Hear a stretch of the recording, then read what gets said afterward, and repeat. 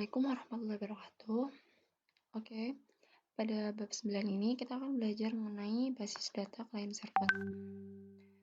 Untuk pokok bahasan, ada pendahuluan, arsitektur client server, pengaksesan query pada basis data client server.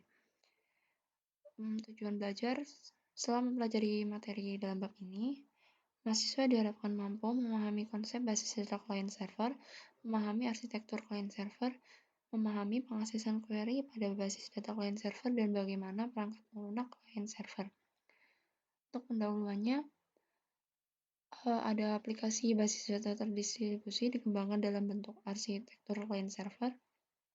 Teknologi client server berkembang secara cepat sebagai teknologi lanjut.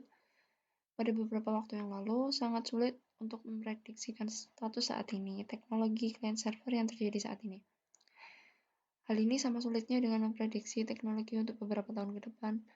Beberapa faktor yang berpengaruh pada fungsi klien atau server atau keduanya melibatkan perangkat keras dan perangkat lunak, protokol network, teknologi LAN atau WAN, dan komunikasi. Penurunan biaya dari beberapa faktor tersebut menyebabkan semakin besar kemungkinan mempunyai sistem yang kuat. Arsitektur client server. Saat ini arsitektur client server yang banyak digunakan dalam industri disebut two-tier arsitektur. Pada arsitektur ini, server mengirim data, klien mengakses data. Server memainkan peranan yang dominan pada arsitektur ini. Keuntungan sistem ini adalah kesederhanaan dan kompatibilitas dengan sistem yang legal. Kemudian arsitektur client server yang dikembangkan kemudian adalah three-tier architecture. Pada model ini, layer dipresentasikan sebagai host, server, dan klien. Server memainkan peranan sebagai penengah dengan mengirim aturan bisnis, yaitu prosedur atau constraint yang digunakan untuk mengakses data dari host. Klien berisi antarmuka UI dan beberapa aplikasi tambahan mengenai aturan bisnis. Kemudian, server bertindak sebagai conduit of passing process, memproses data dari host ke klien, di mana kemudian diproses atau difilter dan dipresentasikan ke pemakai dalam format UI.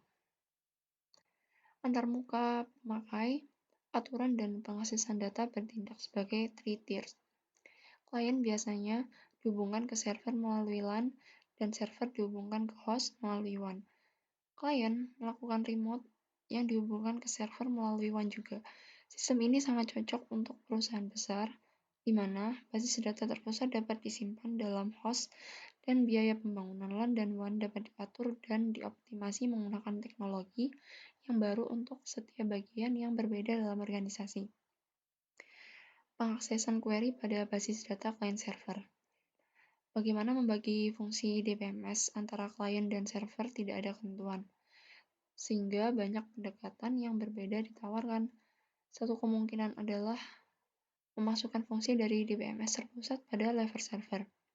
Sejumlah DBMS relasional menggunakan pendekatan ini, di mana SQL Server disediakan untuk klien.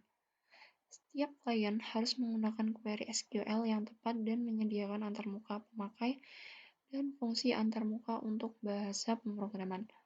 Karena SQL adalah bahasa standar relasional, berbagai SQL Server meskipun disediakannya oleh vendor yang berbeda dapat menerima perintah SQL. Pengaksesan query. Klien juga merujuk pada data dictionary yang di dalamnya terdapat informasi pada data distribusi di antara server SQL yang berbeda, sebagai model untuk dekomposisi query global ke dalam sejumlah query lokal yang dapat dieksekusi pada berbagai tempat. Kemudian, interaksi antara klien dan server selama pemrosesan query SQL adalah klien menggunakan parsing query pemakai dan memecahnya ke dalam sejumlah query independen untuk setiap tempat. Setiap query tersebut dikirim ke server yang sesuai. Setiap server memproses query lokal dan mengirim relasi hasil ke klien. Klien mengkombinasikan hasil query untuk memproduksi hasil dari query asal yang dikirim. Kemudian pada pendekatan ini, server SQL juga disebut Transaction Server atau Database Processor atau DP atau Backend Machine. sedangkan klien disebut application processor atau AP atau front-end machine. Interaksi antara klien dan server ditentukan oleh pemakai pada level klien melalui modul khusus pada DBMS klien yang merupakan bagian dari paket DBMS.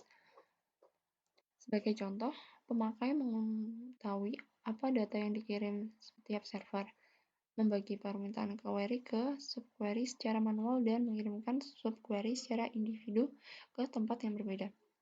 Tabel hasil dikombinasikan secara eksplisit dengan query user pada level klien.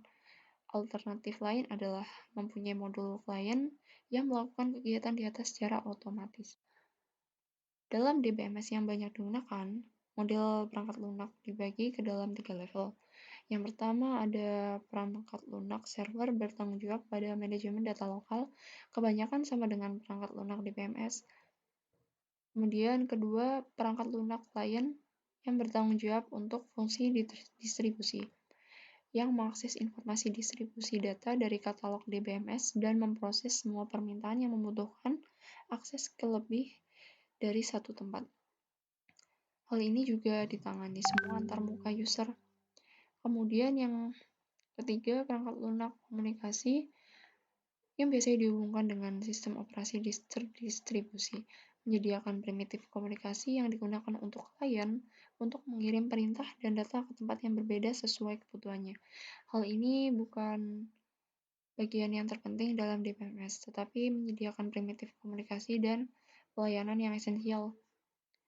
Kemudian, klien bertanggung jawab untuk membangkitkan eksekusi terdistribusi untuk beberapa tempat server suatu query atau transaksi dan untuk melakukan supervisi eksekusi terdistribusi dengan mengirim perintah ke server. Perintah ini termasuk query lokal dan transaksi yang dieksekusi selain perintah untuk mengirim data ke klien atau server lain. Fungsi lain dikontrol oleh klien atau koordinator adalah untuk menjamin konsistensi dari kopi replika dari item data dengan teknik concurrency control terdistribusi global. Klien harus menjamin transaksi global atomik dengan membentuk global recovery jika tempat yang dimaksud gagal. Satu fungsi yang mungkin dari klien adalah menyembunyikan detail terdistribusi dari data pemakai, yang memungkinkan pemakai menulis query global dan transaksi seperti basis data yang terpusat, tanpa harus menentukan tempat di mana data dirujuk dalam query atau transaksi berada. Properti ini disebut distribution transparency. Beberapa DBMS tidak melakukan distribution transparency, sehingga pemakai harus berhati-hati terhadap distribusi data secara detail. Oke. Ringkasannya, konsep arsitektur client server ini berhubungan dengan basis data terdistribusi. Kemudian, arsitektur client server yang dikembangkan saat ini menggunakan three-tier arsitektur di mana 3 komponen utama yaitu host, server, dan client. Pengaksesan query dilakukan dengan cara klien melakukan permintaan query dengan mengirimkan subquery ke beberapa tempat server, dan setelah server mengirimkan hasilnya ke klien, klien mengombinasikan hasil subquery ke query asal. Kemudian, modul perangkat lunak yang terdapat pada DBMS dapat dibagi dalam 3 level, yaitu perangkat lunak server, klien, dan komunikasi. Kemudian, untuk latihan soal, apa yang dimaksud sistem client server? Sistem client server secara umum adalah sistem yang memiliki klien dan juga server, yang mana server sebagai penyedia layanan atau servisnya, dan si klien sebagai penerima atau peminta service tersebut. Kemudian, nomor 2, apa perbedaan konsep arsitektur client server yang ada sekarang dengan arsitektur sistem terdistribusi?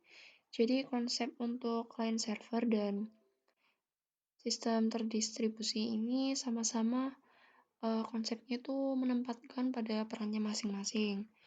Namun, perbedaannya adalah jika di client server itu pembagian atau penempatannya itu sesuai dengan perannya. Jadi, perannya itu yang server berperan sebagai penyedia servisnya, dan kemudian untuk si klien pengguna servisnya. Jadi mereka di dua peran yang berbeda.